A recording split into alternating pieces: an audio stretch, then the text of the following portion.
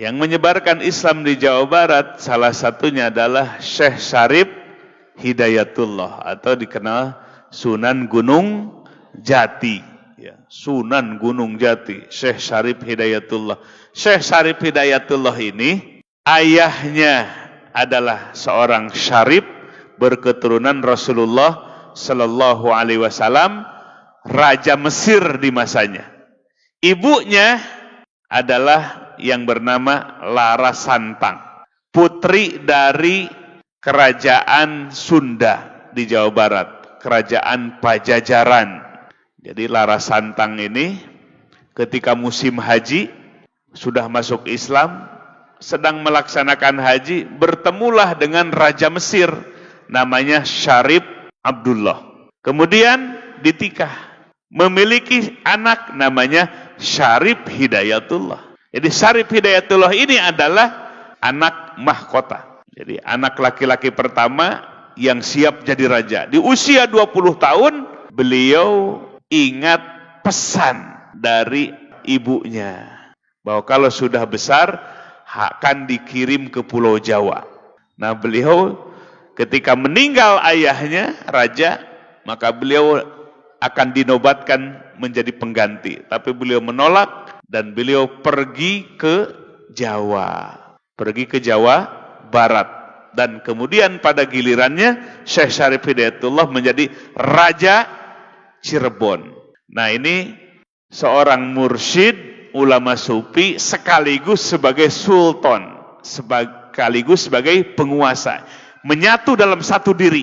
Kalau yang lain, ulama sufi adalah sebagai mufti dalam sebuah kesultanan Islam. Tapi kalau Syekh Syarif Hidayatullah, ya raja, ya sultan, ya mursyid, ya ulama sufi juga. Jadi menyatu dalam satu diri antara sultan, raja dengan ulama.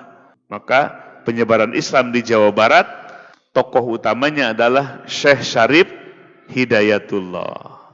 Nah, Syekh Syarif Hidayatullah memiliki anak namanya Syekh atau Sultan Hasanuddin yang kemudian menjadi raja di mana?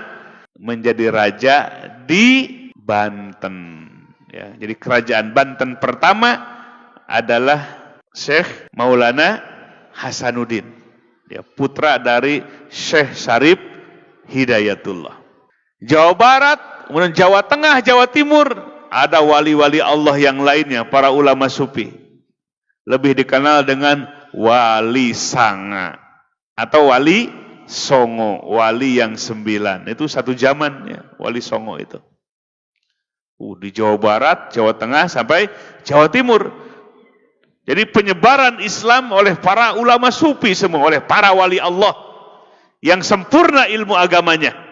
Sehingga tanpa peperangan beralih dari kerajaan-kerajaan Hindu dan Bunda, kemudian memeluk Islam. Kemudian pindah ke Kalimantan. Ke Kalimantan ada Syekh Muhammad Arsyad Al-Banjari di Banjar, Kalimantan Selatan. Beliau seorang ulama sufi, ya, ulama sufi jadi mufti di Kesultanan Banjar.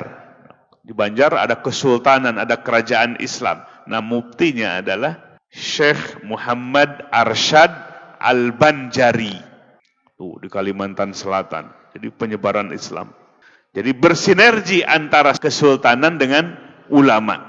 Sehingga penyebaran Islam lebih cepat. Pindah ke Sulawesi, ada Syekh Yusuf Al-Makassari.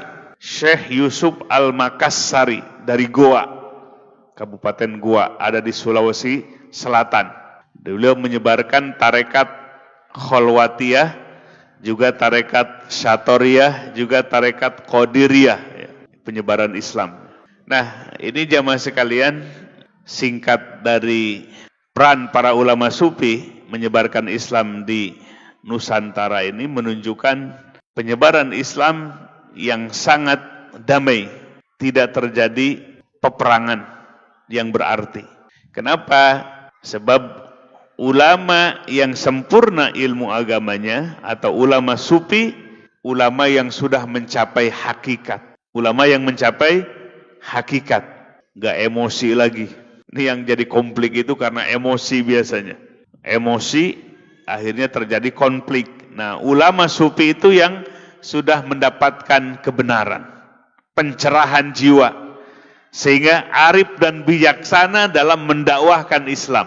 Dan para ulama sufi ini bisa masuk ke titik jantung kekuasaan. Nah, ini pendekatan ulama sufi.